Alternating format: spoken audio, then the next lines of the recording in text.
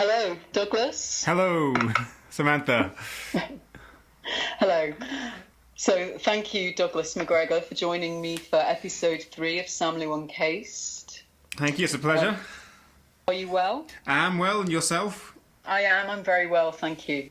So, speaking to Douglas MacGregor, who is a guitarist and a composer, and would you say that you're a songwriter at all? In a way, but I don't really fit neatly into that category because I write a little bit too much instrumental music to be able to call myself a songwriter.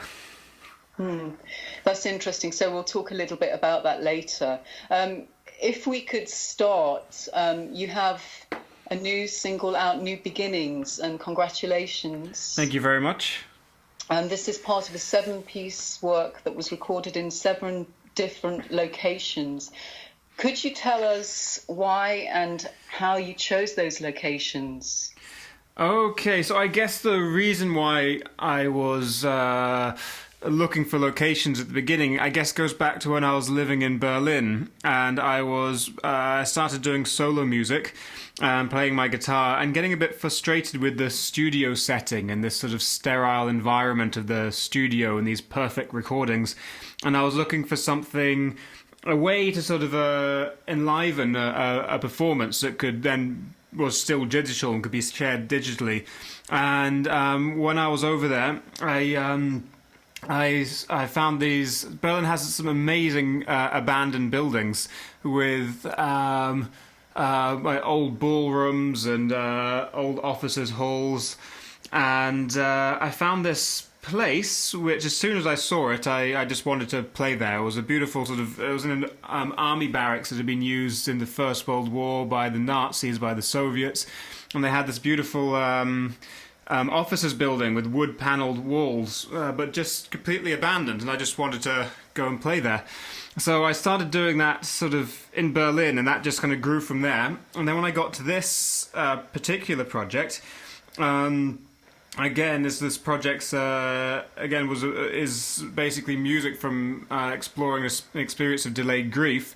I found that a lot of places had a lot of meaning for me, and then I wanted to extend this idea of playing in place and giving a performance in a place, using the acoustics of the place, I guess, is one thing, but also the atmosphere of the place, that what meaning that place has to me and what that can do to performance. And I guess with New Beginnings, I guess this was a piece for me which was quite... it was at the end of the grieving process when I wrote this, and then so I chose a place which was very... kind of just in my local area. Obviously, I like acoustics, so I was using a church, and it was being sort of made into a community centre now.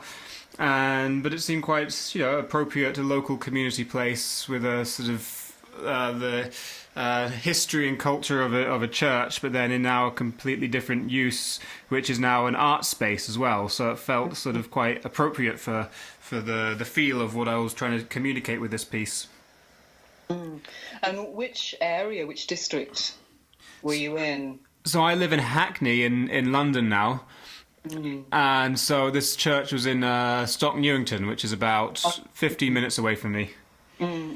Yeah, I know Stokey. Yeah. And so in Berlin, there's sort of a grand opulence there, and some of the buildings and abandoned spaces that you can inhabit as an artist out there are very interesting, aren't they? In terms of acoustics as well. Absolutely, yeah. Have you heard of, there's an academic called Richard Elliott, and he works with a notion of memory places. Are you familiar with that? Do you know, I'm not familiar with that, no. So he did some research with duende, a Portuguese song, and looking at how duende is linked to Portugal and culturally and historically. So this notion of memory places, that places hold particular significance, that music might come about in a certain place. I think it's quite an interesting notion. Yeah, well, for me, I think, well, it sounds like a very interesting notion to me. And for me, I guess with the places in Berlin, they had no personal memory for me, but then they had such historical significance. So for one of the places I was playing was a ballroom, which was completely falling apart and abandoned, and sort of had to sort of climb over a fence to get there. But it was a place where in the 20s. In the Weimar Republic, it was one of the hot places to play, and so God knows what happened there, who played there in that sort of scene, that vibrant scene in Berlin in the 20s. And so you're playing with this idea of history, and sort of maybe you're a bit of your imagination, but then it's something very real. And I guess when I came to this project, I was choosing places with personal significance, so they did have some memory. So one of the places I went to was a church where my mother used to attend, and so that was a very, in terms of trying to grieve and trying to connect to her memory, that was a very significant place. And it was a place that I probably went to when I was a child without really remembering it, and those places had huge sort of emotional impact for me. There's the theorist Mark Fisher also talked about something called hauntology, similar to psychogeography, or again this idea that we might be haunted by particular things in space as well. Yeah. So that, in your case, is quite interesting. With that example you just gave. Well, I can't say so. There were two churches apparently that my mum used to go to. I don't actually know how religious she was, but I know she had terminal cancer, and so definitely near the end she used to attend church. And there were two churches sort of equidistant from where we used to live. And it's funny, one of the churches I went into, as soon as I walked into there, I was just hit with an emotional wave and sort of started crying, basically. And it was not the church I used, but it just felt there was something in that place. You know, I'm not a hauntology, I don't really believe in ghosts, but definitely something haunting my psyche in that place seemed to have a huge sort of impact on me, which I can't possibly explain. It can be quite a phenomenological sort of experience, can't it, as well, the way that we respond to places. Let's talk a little bit about songs of loss and healing. Perhaps you could tell listeners who aren't familiar with that how this came about. If I could just use this introduction. So you write that music has the transformational potential not only to help us cope with loss, but also to help us navigate grief and to grieve well, even when the words fail us. I'm particularly drawn to those two words, to grieve well, in your sentence there. I'm not sure that in this country or even in the West that we actually deal with grief very well, and that we know that we have strategies. Death cafes, for example, sprang up a while back, and there's this need to be able to approach these very difficult issues and life changes that we all face. Perhaps you could, just tell us how the work came about for you. Yeah, well, again, that idea that we need to sort of, we don't deal with things well was precisely my experience. The fact that my mother died when I was 7, and my family and the people I was around, and even in the schools and local communities, no one could talk about it. And it wasn't dealt with. Death was swept under the carpet, and grief wasn't really talked about or dealt with. And that's why, really, I suppressed my grief for 25 years. And then, so 25 years later, where that grief hit me, and being a musician and composer, I think I naturally turned to music to process things. But when you've suppressed something for such a long time, I guess this comes up with the idea of words, is you don't have the words when that happens. So you've got all this incredibly complicated, mixed up feelings sort of rising to the surface, and it takes years to put that into words. And somehow music was so powerful for me in being able to deal with those emotions, work out what was going on, sort of harness them and express them. And so I was using music right from the get-go in this sort of very therapeutic, cathartic way. And but then I was also doing a master's in ethnomusicology at SOAS, and I decided to do my dissertation on the cross-cultural role of music in grieving rituals around the world. And so I started, at the same time I was grieving, I was also studying about grief and how music is used in different rituals around the world. And so I got to the end with a sort of one side I had a very much of an academic experience, and the other side was a completely personal experience. And so I wanted to firstly use my own personal project to get it out there, to sort of realize it, and to show how I personally use music, and hopefully that resonates with people. But then I also wanted to set up something wider, because when I sort of looked on the internet, you're sort of researching, and you look on the internet and you type in music and grief, there's so little that comes up, and there's no resources, there's hardly any information on it. The academic literature is it's basically non-existent. There's a couple of books here and there's a couple of studies which include, anthropological, ethnomusical study that include a chapter on grief and music, but there's hardly anything. And yet, it's so universal that humans turn to music at times of death and loss. And so I thought there needed to be sort of some sort of exploration of that, some sort of further beyond myself as well. And that's why I wanted to sort of, as it gets going, I want to invite lots of other artists to sort of write or contribute and try and get a resource going and explore it a bit more. So to bring this idea of that music can help us grieve well, but also help sort of break down those cultural barriers that stop us grieving well in this country and other countries, I guess, as well, and try and use art to help us in this situation. And do you find that the academic community has been supportive of that context? Of that context, so I found that when I was writing my dissertation, I found that there'd been quite a lot of support.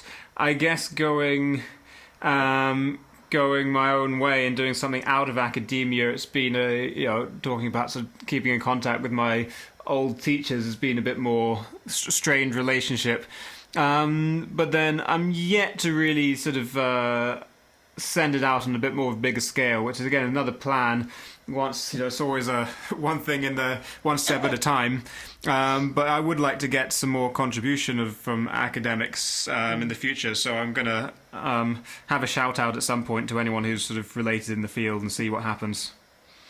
Yeah, I'm sure that you will get a lot of support. It sounds like an amazing project. There's such value in it. Let's talk about this notion of being in the passenger seat. I'm very interested in where songs come from.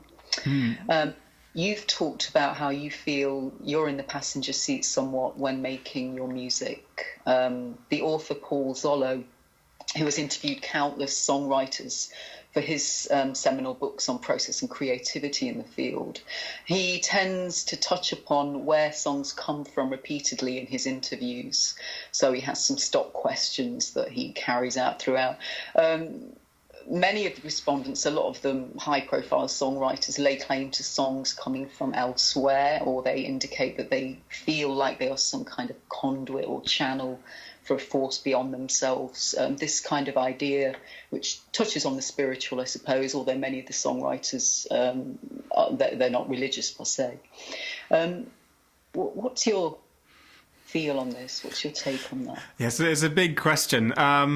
And I guess it's that idea between what's things coming from elsewhere, but then as a lot of songwriters say, but then they kind of reject the sort of spiritual element of it. But then if you look at their practices, I mean, they look quite spiritual the way they're sort of going about writing their songs. But I think, but that's how I sort of conceive it. For me, is there's very little. I guess you could talk about the subconscious or the psychological and you can talk about the spiritual. And for me, I don't distinguish the two that much, as in what comes from subconsciously. I think a lot of spirituality is one way of sort of trying to make sense of a lot of what's going on inside us, in the subconscious, in the parts of us which we can't quite comprehend, we don't have a grasp of. And I think it's how am I trying to express this well? Because I think what happens, we have our consciousness, and we have what we might call an ego, which we tend to associate as us. And it seems to me that that's the part that sort of that's the part that might be able to also use, lots of techniques or songwriting techniques to make songs, but that's the sort of thing you need to let go of, I think, because I think that songs do come beyond, and whether you say that's from the spirituality or whether you say it's from the subconscious, it's obviously it's coming from yourself. I believe it's coming from the human brain, but it's not coming from that sort of central ego consciousness thing. And so I think a lot of songwriting, good music writing, is a lot of it, I think, has to do with letting go of that ego and rational consciousness, and trying to get in contact with what we can call the spiritual, what we can call the unconscious, what we can call the collective unconscious, and trying to get in contact with that. And that's something you don't necessarily have control over, and it's not necessarily you or what you necessarily associate as you in your everyday. Me, I'm Douglas, I get up in the morning, I like this and I like that. It's a very different part for us. And I think somewhere in there is this idea, that's where I think the good part of songs comes from. That's where the emotional part, the part that connects with people. And then obviously we can use our techniques and use theory to sort of build on that and sort of flesh it out. But I think the initial impetus for a song, any good song, comes from that part. If that makes sense. Yeah, and lots to go on there. So you mentioned collective subconscious, and if we look at someone, a figure like Carl Jung, in his research into Goethe, he talked about Goethe's work and said, was it did Goethe create Faust, or did Faust create Goethe? Yeah. And I was fascinated by that question when I read it. Yeah, absolutely. Because there's so much in there. If we think about subterranean currents or songwriting currents, we could use that metaphor, but this idea of being the songs, being underwater, the songs coming from someplace else. In my own experience of improvising, I improvise a lot, and my debut album Mermaids was fully improvised. So in that moment, as a solo artist, I am simultaneously improvising, being an instrumentalist, performing, writing, composing, and being sole audience. So you're in this very free place when you're doing that. Songwriting as a craft, of course, is very structured. So to bring improvisation and songwriting together, it's almost like a schizophrenic process in a sense. In my own experience, doing it the other way, sitting in an office, in a suit, not that I do that, but if you look at a songwriter like Nick Cave, who does go to the office to work in that sense, and writes very consciously, that's a very different kind of songwriting. So what I'm coming to here in a very roundabout way is what is songwriting, Yeah, but I think sometimes these might be processes. I mean, Nick Cave goes to the office, and I'm sure he works very hard. He seems a very hard-working man, but he also seems someone who's very amazing as well when he's working, I'm sure. Yeah, but he also seems someone who's and his attire. Yeah, he also seems someone who's very, very connected to. I don't know. Again, that thing seems to be has a very much he's reached some deep vein of creativity, which doesn't just come from, as far as I'm concerned, from using your rational mind. It comes from, and it is the work. I think we have to dissociate work with the kind of the creative impetus. And so they're two different things. And sometimes songs can come very quickly and seem to come fully formed. But for most of the artists and people I've talked to, an idea comes, and then there's a hell of a lot of work. And the work does sometimes feel a bit more like going to the office. But there's still using. I think you still have to use your feeling and your instinct to know when something is right. When you've reached, if you're working something, you might bang your head against a brick wall, but there's something that clicks when it fits in with the song and the idea and that initial impetus for the song, which I think you do need to connect to. It's not just work, basically. No. Do you see songwriting as, or creative labour as work? That's a difficult question, because I fight with this question myself because sometimes I feel like I should be working and it's just work, and then other times I feel that's the worst possible thing because I should be doing it because of for the love. Although I think that's a bit simple to say it's for love. It's more for that drive to create, which I've always had. It doesn't necessarily feel like doing something fun all the time, but. And so I think it's maintaining a balance between what's necessary, which is to put the work in and put the effort in, but then somehow not just treating it like a job and treating it as sort of I try and fail all the time, but I try and treat my music time as a sort of sacred time. And I always fail because my wife will come in and disturb me, and then I've got a baby now, which doesn't help with that. But I've always liked the idea of keeping that time sacred, as much as I fail. Yeah, I think the phrase "just work," it's just work, is also quite interesting. Leonard Cohen, of course, has the famous line, "If I knew where the songs came from, I'd go there more often." Yeah. I love Leonard. I'm not sure whether that's mutual. Yeah, I'm a big fan as well. Yeah, sensed it might be. I think that's it's a really good quote, and it leaves us with a lot to think about.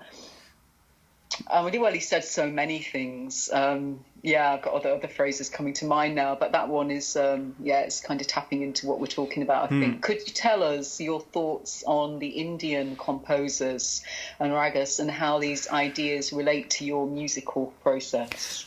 Okay, so there's this idea with there's not that many composers of ragas. Most of these ragas are considered quite old, but I think there was a golden age. I'm not going to give you a date, but some of the text around those music, they're really, really fascinating. And one of the ideas was that the ragas themselves pre-exist the composition of them by whoever composed them.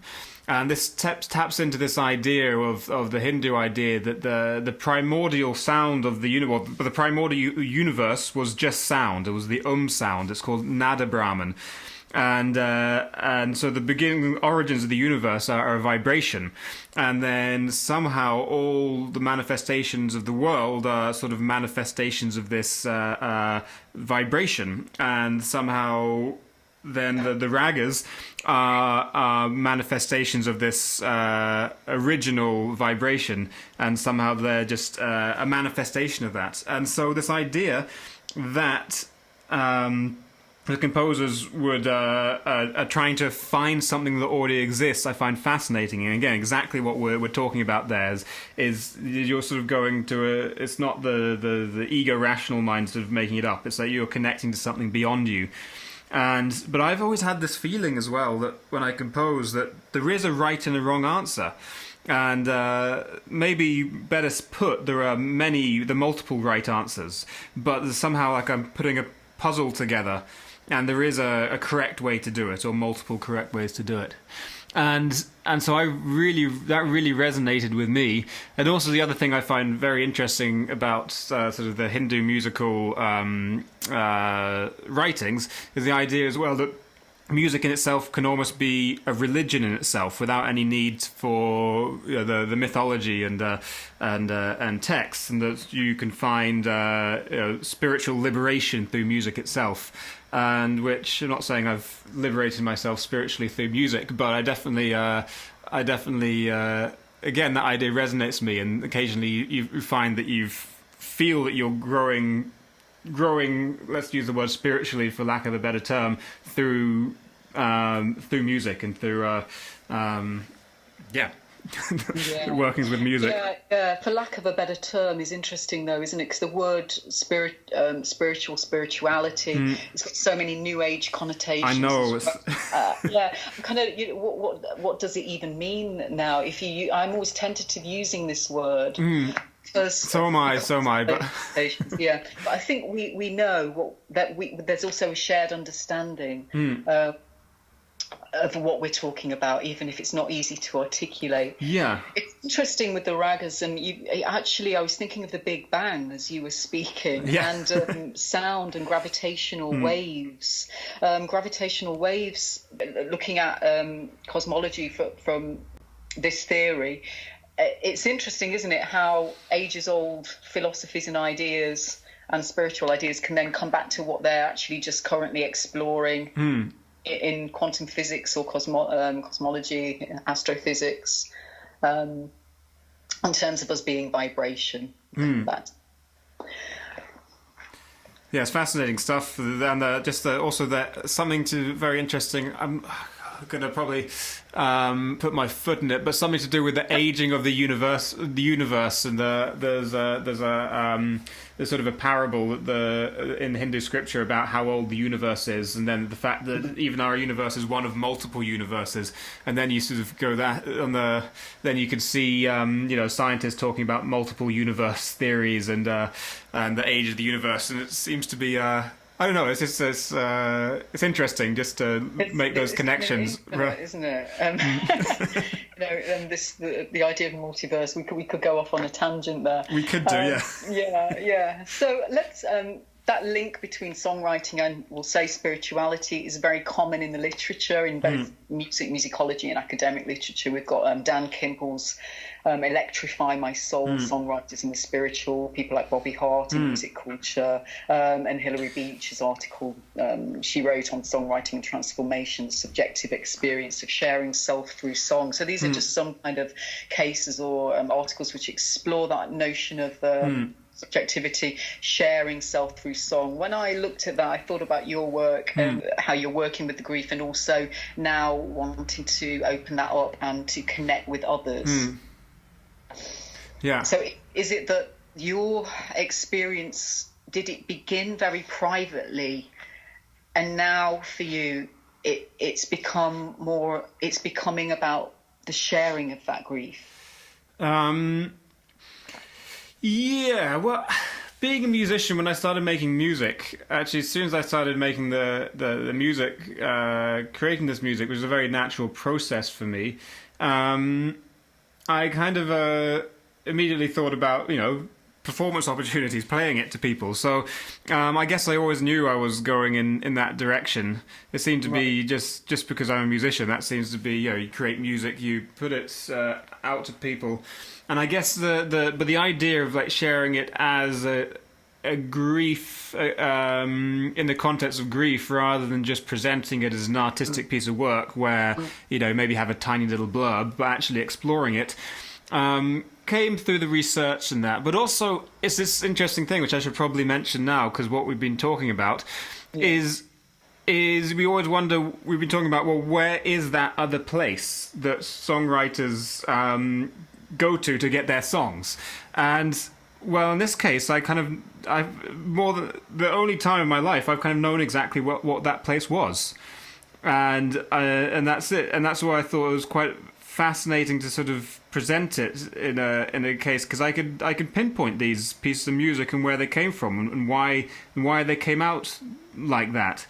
I had a very, very good idea from the I guess usually when I got halfway through composing them, the ideas of what the pieces were about became clearer and clearer.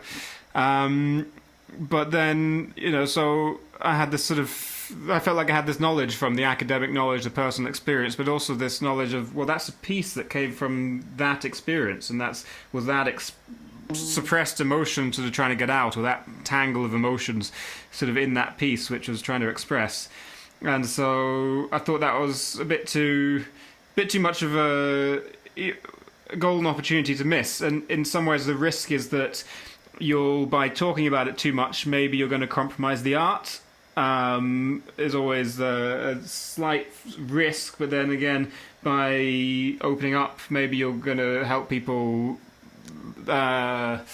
explore this topic in detail. And I hope that people can take the background stories and then sort of still experience the music as a piece of art, rather than sort of them feeling that it's the being too wordy about the music has somehow sort of damaged the art. Yes, yeah. John Berger, in a letter to his son Eve, put this to his son. He said, "Where are we when we draw, Eve? In spirit?" ? And I think if you could take that verb draw out and substitute it with sing, for example, or play. And what you just said just put me in mind of this question that I've had in my mind for a few months now, which is, where are we when we sing? So where are you when you make? Where are you when you record music? Where are you? Where are you coming from? Where are you? Well, when I compose, I don't know, and somehow through the process of composition, I get a better or worse idea. So I said with this composition, by the end of it, I felt like I really had a good idea of where that was coming from. You said you could pinpoint it, so I thought, wow. Not at the beginning, though. At the beginning, it came up. Lots of things just came, and they're sort of very spontaneous. But then, pinpoints may be a bit of an exaggeration, but like I know where that came from, and so I can take any of the pieces and say, well, roughly where that came from, what emotion was sort of behind it, and why that came out, and why that needed to get out. It was almost here there was a real need for, after suppression for so long, of those things to escape from within. And I guess as you go along, because then you've got the composition and then recording and playing for live audience. They're all very different situations, and I guess when I record or when I play to a live audience, I'm trying to go to that place as much as I can, while sort of doing the balance of everything else you have to do when you're playing live, of trying to connect with the audience, trying to sort of play things well, trying to get in your own sort of comfort zone and be communicative. But I'm trying to again, because I have an idea of where these pieces come from. I go there. I'll try and give you a bit of example. So there's one of the pieces I did is called The Pathway, and it was a piece which is a funeral piece. It starts off a funeral piece, and literally playing the opening notes of that, I'm back at my mother's funeral every time. And so, but for me, my mother's funeral was a very traumatic experience where I was out of control and didn't have any say in the matter either. I was 7 years old, and so this piece was me trying to use music to go back to that place, express that emotion, but then also take I guess my move that event on in time. So move that event on in a way I wanted to remember it, and I wanted to remember my mother through connection with landscape, and somehow it's a spiritual journey on that piece where at the beginning I go back to her funeral, and at the end I feel her through the connection with the landscape where she grew up in Wales, and when I play that piece, it's a difficult piece for me to play because it takes me back to that a really hard time. But by the end of it, I'm in a place where I like to remember my mother. Yeah, this is it's putting me in mind of Melanie Klein's work actually on art and psychoanalysis, where this idea of repetition or going, and the theory is that we make art, a part of our making is to repeat trauma. And from my own experience, I think I'm mirroring something you're saying here, but I found that in my own making, I repeat or go over things, and it seems to be a process. At the end, there might be an element of catharsis. I wonder why often through art making we do repeat. So we could say traumatic events. I think it goes back further to Freud's work Beyond Pleasure Principle, where he was interested in why war veterans repeat, dream about their experiences. Yeah, well, I think in somehow we need to take, if you experience trauma, you need to somehow learn to sit with it. You can't make it disappear. You need to learn to sit with it. You maybe need to express what's gone on there and take control of it in some way. And music is actually, it gives us control over something, or limited control, I guess, not complete control.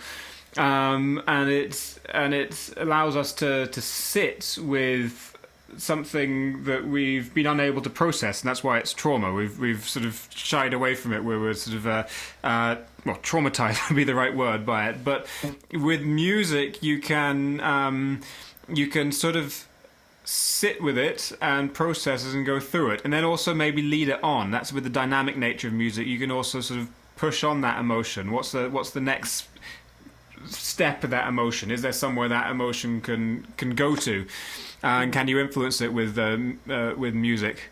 And also that interesting thing of repetitions, I think, as well, is that there's, going back to the ideas of Carl Jung, is Carl Jung thought that there was a natural healing capacity of the mind, and so if you let the mind work, it would take you towards healing, and that wouldn't always be a nice, pleasant journey. That might be taking you to that trauma and taking you through that trauma. But then again, we're in the letting go with the music again. If you let go with the music, can the music lead you to what you need to deal with, and then help you lead it through it? My experience was very much so. I think that was what drew me to wanting to interview you. Thinking about the way that we both make, there are some parallels there. I'm very interested in how trauma can be embodied. It can get stuck in the body, for example. Yeah. Once we internalise pain, grief, loss, whatever it may be, and whatever scale, it might get lodged there. And I think for me, the experience of making or even listening to live music is very embodied. We experience a song, I talked about this in my last episode with Josh Allen, but about how it can be experienced as an embodied truth. We might get goosebumps or a lump in the throat. There's something physical happening. And as musicians, when we're processing grief, or in your case, I wonder if there's something about the physicality of playing the guitar, or the physicality of playing an instrument, as opposed to a form of release or process that might not be so physical. So again, I'm not quite sure what I'm asking you there, but is there a link between the physical and the embodied trauma. Absolutely, but that's one of the problems about the guitar, though, is it's not a particularly physical thing. Sometimes I wish I could dance around with my guitar and sort of release a bit more. But you're very much, especially when you're playing sort of compositions which are complex, you're very much stuck in a body position. And so if you see me performing, I try and move my shoulders and head. Well, the bottom part of my body is completely set, necessarily so I can play the instrument. Yeah, absolutely, and I think this is one of the limits of talking therapies in terms of embodied experience, because they don't deal with your embodied experience. They put everything into words, and I've been doing some talking therapy as well, and that's very helpful. But in trying to put words on things and trying to be able to express it and talk about it, I think it's very, very, very useful. But it does not deal with that embodied experience, and music.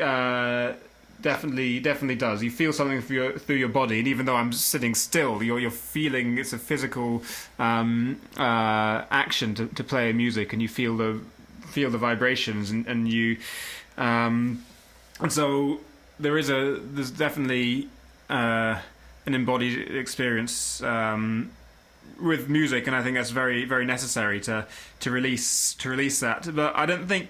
Yeah, maybe if I did dance, it would be better. But I had to do other things as well to release. I mean, I was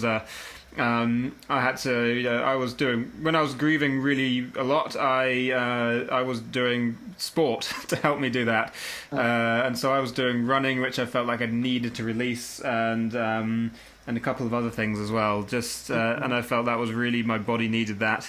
I'd noticed just in my posture as well, like you notice things get stored in your shoulders and the way you stand, and like also sometimes things have been stored in your body for a long, long time, and the way you walk. Or I've had tons of strange bodily experiences with illness, with strange physical pains. And very, very strange experience with my body. So I'd say, yeah, music's great. Maybe if you're singing and dancing, you can really connect a bit more to your body. But for me, I had to do, that was slightly separate from the music, connected, but like music wasn't enough for me to release the embodied trauma. So let's move on to form. You are currently writing text and music. Yeah. So I'm an interdisciplinary artist myself, and I'm again interested in this. Could you tell us what form this takes and how the process of combining text and music works for you? Yeah. Well, it wasn't for me. The music came first, and so the text came later, and I feel that's also a bit sort of autobiographical as well, because for me, I dealt with my emotions musically first, and then it took a long time through a bit of talking therapy to be able to talk about it and find the right words. That came a lot later. And I also wonder sometimes how, for me, I guess I'm still a musician first, and the music. The whole process of recording the pieces, writing, recording, and then a final presentation of them. For me, the music is what I call the artistic piece, where the writing is... I wouldn't call myself an artist in terms of writing. I think for me it's more of an exploration. It's more of a trying to express, I guess, my story, but within my story express how music can be a healing process, and hoping that can connect with other people. So I wouldn't necessarily call that the artistic side of it, although... Yeah, I guess there's elements. Sometimes I wouldn't say it's completely not either, but I guess if I'm going to say what's the artistic part for me, it's the music. And then, but I do hope that the writings are like a diving board into the music, so you can experience the music on a deeper level. Because I'm making instrumental music, is that if I just put it out with no explanation, I mean, people wouldn't come to the. Probably, I doubt it would come to the ideas of what's behind the pieces, and so hopefully the text is a bit of a diving board into the piece to be able to experience it more fully. You've worked with poets as well. Yeah, so I did. So I worked with a poet called Izzy Gallimore, and we did a sort of an exhibition performance in the Wellcome Trust, and we were part of a lineup of different musicians and speakers, and the idea was to reword and rescore animal documentaries, sort of things like David Attenborough documentaries, and give it new words and a new score, and so that's very. Yeah, it's a very sort of interesting process to work with other people in doing something like that, and yeah, I found it very always for me is very sort of expanding in the potentials of what I can do with music. I've separated something slightly different to what I do sort of personally, but I always find these experiences very rewarding, and I gain a lot from them. Yeah, yeah.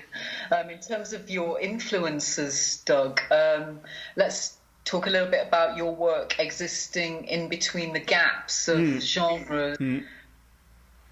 Would you say that's a fair summary?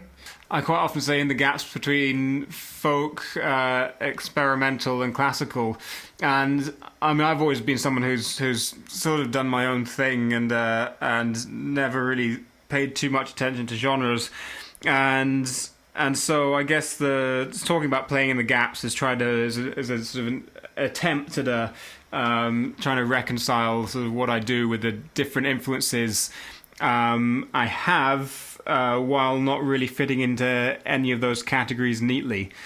And as always, genres are inadequate but sort of necessary. In terms of the classical, I'm thinking about what you were saying about the way you hold the guitar in your hand, and you got me thinking about my first interview with Maliki, who he plays the guitar and slide guitar across his lap in a very percussive way, as well as playing a banjo and other instruments. But do you feel, or why do you feel at home with a classical guitar in your hand? Oh, it's a long process, because I started playing, drums was my first instrument, and then I started playing guitar, and I mostly did electric guitar, playing rock, and then a little bit of jazz, and then I picked up the steel string when I was 18 years old. There was a local guy who taught me some folk stuff, and that really got me going. The folk and sort of Delta blues. I really started sort of what's a good expression? I felt very at home with that. I really became what I was focusing on. And could you tell me about the Delta blues? Which artists were you influenced by? So I remember finding Robert Johnson on my dad's collection on his computer, and that was the first one that hit me. And then I just, when I was a student the first time, I spent a good proportion of my money in the first couple of years just buying different blues records, and I always favourites probably all the basically one man and his guitar from the 1930s to be my sort of favorite thing. So I love Mississippi John Hurt, Skip James, Son House, Lightning Hopkins, all those people, and they really just their music just affects me so much. It's just I find it so it's very raw, and this idea, I guess, of people who lived through very, very tough times and oppression, and yet they created so much beauty out of it with their instruments and their voices, and something like that. I think just really sort of rung a bell in me. I love Lead Belly, Lightning Hopkins. And when I first saw Lightning Hopkins, I think for me it was the way that this one quite diminished man, he wasn't a big man, is playing and tapping and doing everything. Yeah. So this very percussive feel again, and also seemed to be having fun with it as well. He's one cool guy. Yeah. Okay, so it's been said that blues and roots in the Afro-American tradition constitutes improvisation, feeling and emotion over what we could say arguably is pseudo-authenticity of improvised jazz in the Western tradition. So blues can be down to style and effective processes, and I've been fascinated, as I said, with that style of Lightning Hopkins, for example. You mentioned Skip James and Son House. What is it about Son House that appeals to you? Oh, he's just so... It's so raw. I know, again, the guy, if you see him playing his guitar, you can find videos of him playing guitar. He hits the hell out of that thing. And he's not going to spend $2,000 on buying a new Gibson, is he? No, he's not. And nowadays, I mean, all I'd want, if I could have a guitar, I would love a Gibson. If anybody wants to, that's a call out from L00 deluxe Gibson there. I wanted this Acacia special, but I went back to the guitar shop and it had gone. Anyway, that is on a tangent. But I would just have an old battered blues guitar. Yeah. And very happy with that. Yeah, exactly. Such a plug, but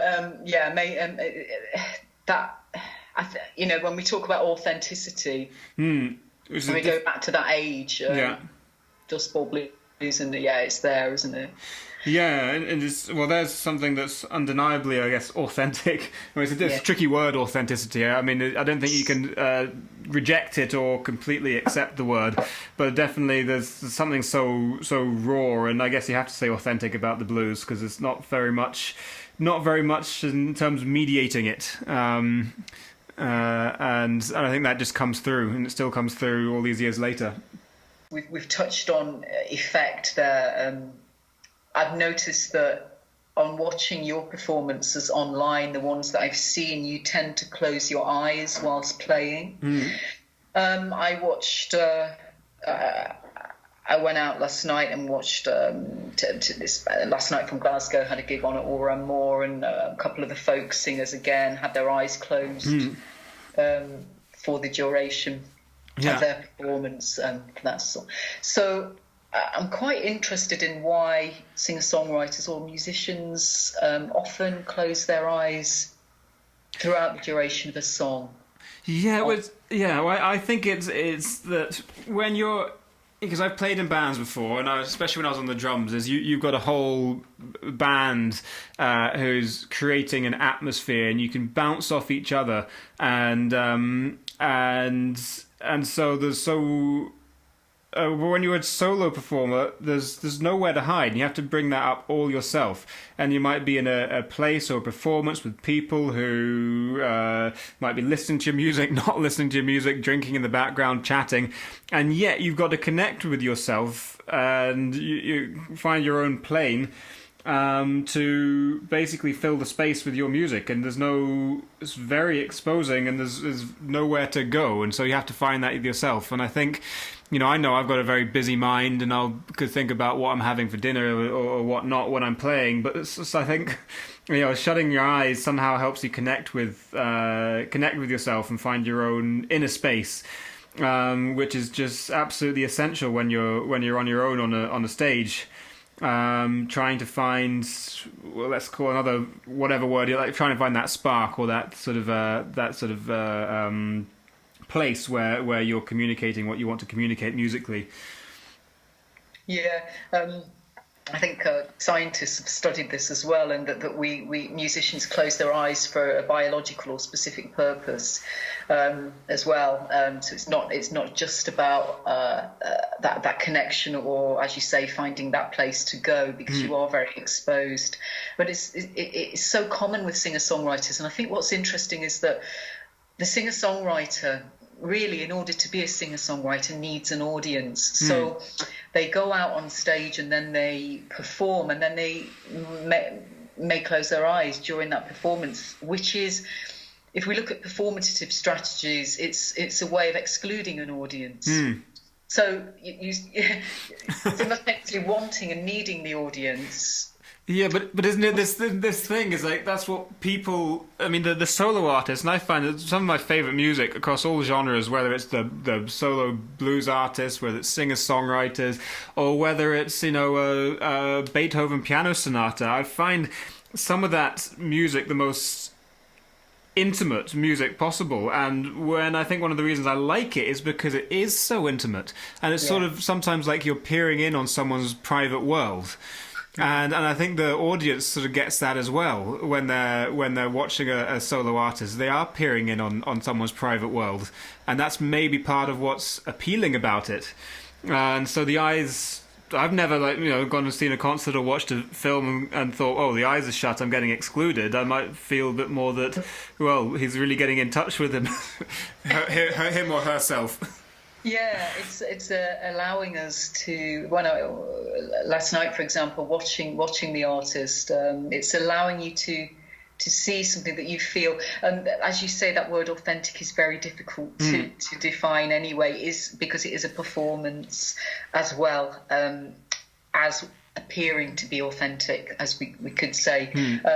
There are strategies for singers or musicians on stage as well in terms of body language and performance, where, for example, closing the eyes is one of them, looking mid-level, giving the audience eye contact. You could link that to mode. So, for example, if in a lyric you're addressing the audience, if you were to look at them at that time, that would be appropriate. If you were addressing God or the world or the universe or whatever, you might, as a performer, look up above the audience.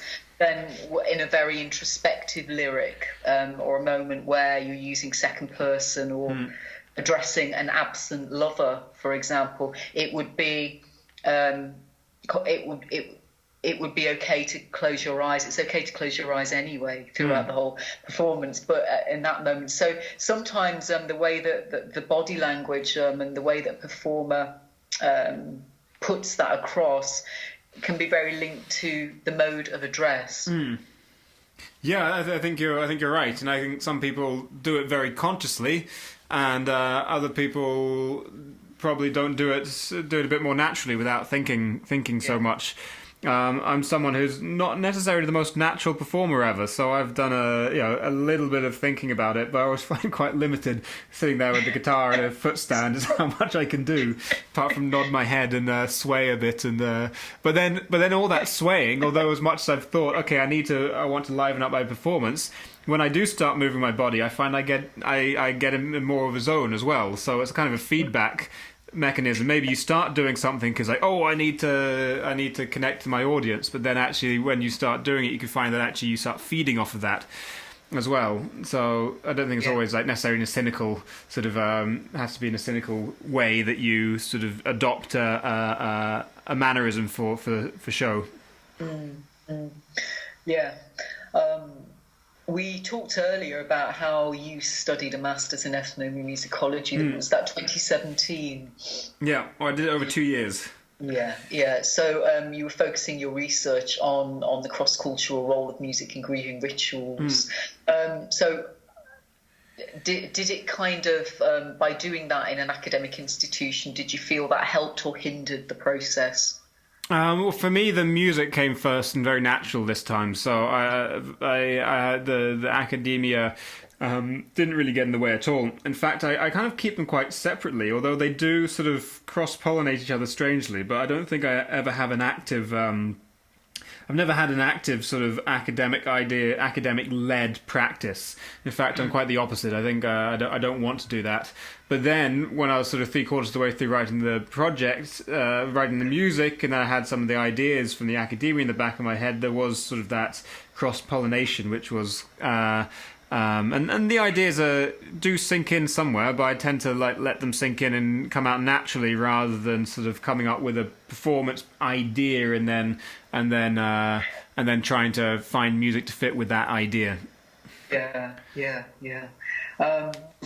Coming back to the performance there, why is it important for you personally to perform your songs or compositions? You're a composer.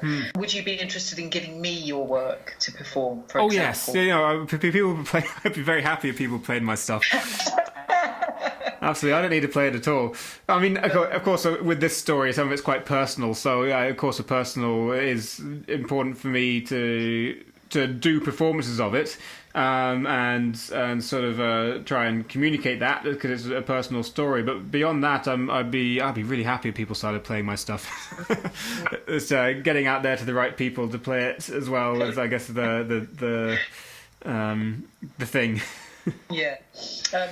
You brought up we brought up the word intimacy a few times throughout our conversation today.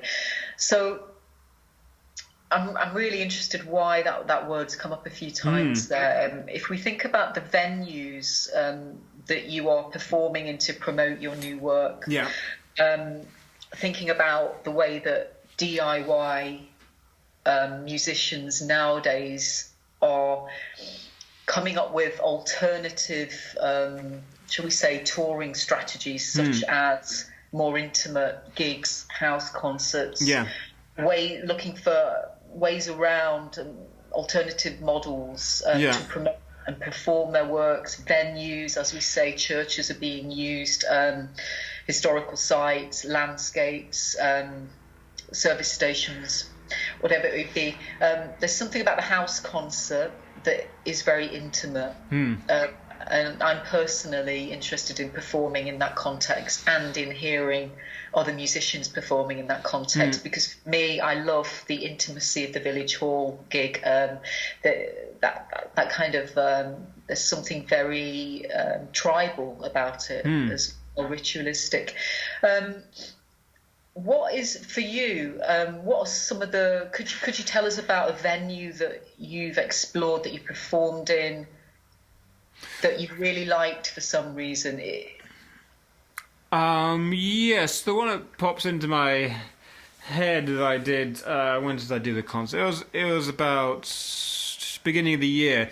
I did a concert in St Pancras Old Church in London. Which is a beautiful venue, and it's a really strange place. It's like you're right in the centre of London by St Pancras, and yet it kind of has a really calm feel, the whole place, and it has a graveyard, a very beautiful graveyard where they've got this tree with all these gravestones going in a circle around it. And it's used as a church during the day. It's open. There's a vicar there, and they use it as a church. And then in the evening, they usually use it. I think 5 nights a week they have concerts there as well, from a promoter. But again, it's exactly that size where you could ram 100 people in there, but I think, probably 60, 70 people will be quite full seated, but quite small and intimate, yet you've got this beautiful acoustic. And so I've played there, I've also seen concerts there, and so that for me stands out as something which balances between that intimacy but having nice acoustics. And really for me, anything to get out of pub venues or basements, sort of soundproof basements in the bottom of venues. I mean, this for me they're sort of dead zones if you want to perform sort of anything anything acoustic which might want a natural acoustic. What's the church in Islington again? It's just slipped my mind. The one is Old Church. It's in Stoke Newington Old Church. No, there's another one. In Islington, no. They have lots of musicians come there, and it's just slipped my mind. But it has wonderful acoustics. I have been a few times. Is it St John's? No. I know they do a lot of concerts there. I'm not 100% sure. It's near the tube station. There. Oh no, are we talking about the Union Chapel? That's the one. Yeah. Thank you. So I love Union Chapel. I know a few musicians that work there and have kind of used it for sorts of venues as well and events. It has wonderful acoustics. They have a really good program. I can see your work being performed somewhere. Yeah, I have got in contact with them, but the guy never replied. Okay, well, there's something that we can follow up. That would be a really, really good venue. There's something about the place, very, very special. Even I went on a tour around the back of the building, and it was a special Halloween event actually. And it has a very rich heritage. It's the building as well, and apparently it's haunted. I don't know about that. Yeah, but its acoustics are wonderful. Yeah. So Douglas, what are you going to be working with over the next few months in terms of promotion? Oh, in terms of about venues? Yeah, promoting the new work. Well, I will basically anything that's sort of medium to small sized and not in a pub or in the basement. So yeah, I mean, sort of small churches, community churches. I mean, galleries can work well. I'm quite open to house concerts too. And there are still one or two good classic venues out there which do well. I mean, I like playing in the Glad Cafe in Glasgow. It's still a bit dampened for my liking. You don't have natural acoustics, but it's always a really nice space, a nice audience to play for. Well, that's good to know. I'm opening for Paula Wolf on Wednesday. Yeah. At the Glad Cafe, yeah. It is a really good space, and I think they've got a really good program as well.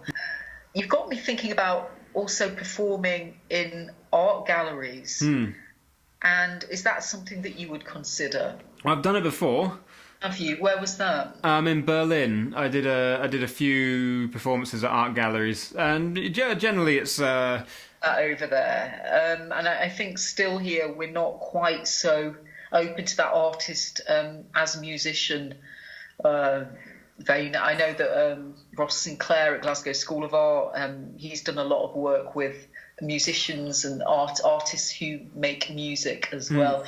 And there's a plethora. There are so many venues that you can perform at. In terms of reaching different audiences, with something like Grief, to take what you're doing and perform it in an art gallery, for example, or in a hospital, or in a small church in a rural landscape, all situations bring new life. Yeah. To Okay, Douglas, thank you so much for speaking to me today. It's been a pleasure. Really enjoyed having you, and best of luck for your for promoting your new beginnings, and I wish you very well. Thank you very much. Projects. I'll be working hard over the album will be coming out in probably April, so I'm gonna have a little bit of a break, and then I'll be working hard and getting a tour together and getting the promotion for that and finding all these places. I still need to find all the places for the tour, so I'll be busy. Hopefully you get a helping hand in that. Do you have is your tour going to be UK based, or are you doing any European gigs? We'll start off UK based. Yeah. And is that in a particular region? Are you no, just around the UK? So no, I mean I just up and down. So definitely up in Scotland and north of England, and some things in the south, maybe even across to Wales. So try and do a few corners. Yeah. Okay. Well, best of luck for your touring, and thanks again for speaking to me. It's been a pleasure. Thanks. Okay. Bye. Bye.